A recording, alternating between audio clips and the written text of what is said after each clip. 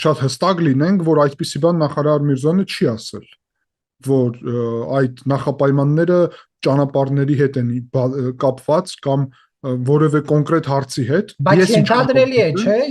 ճիշտ չի ասել։ Կամ էլ ճշտեք, որ դուք ենթադրում եք դա, որովհետև ուրիշ բան է ենթադրելը, իսկ մի բան է փաստացի մի բան ասելը։ Մենք չգիտենք ինչու։ Բայց ներողություն, նորություն է, որ Ալիևը սահմանադրության փոփոխություն է ուզում եւ ճանապարհների ապաշրջափակման հետ կապված եւ խաղաղության վերջնական պայմանագիրը ստորագրելու հետ կապված։ Նորություն չէ, բայց այստեղ պետք է մի հատ հասկանալ, արդյոք իրոք սահմանադրության մասին է այդ նախապայմանը։ Ես համոզված չեմ, ես չգիտեմ։ Էլ ինչ պետք է պահանջեն։ Ես չգիտեմ։ Գուցե նոր նախապայման է,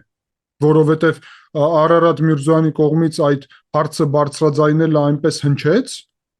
որ սա նորություն է, որովհետև միջև այդ երկար ժամանակ հայկական կողմը չի խոսացել որևէ նախապայմանների մասին, սահմանադրության հարցի մասին մենք կոնկրետ ուրեմն դիրքորոշում հայտնել ենք, նկատի ունեմ Հայաստանի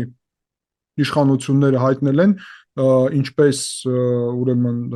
այդ սահմանադրական դատարանի հետ կապված, այդպես էլ եթե դատարանը որոշում կայացնի խաղաղության փաստաթղթի դեմ, ապա այդ դեպքում վարչապետը ինչ է պատրաստվում եւ այլն, ես չեմ կարծում, որ դա լինի գլխավոր խոչընդոտը եւ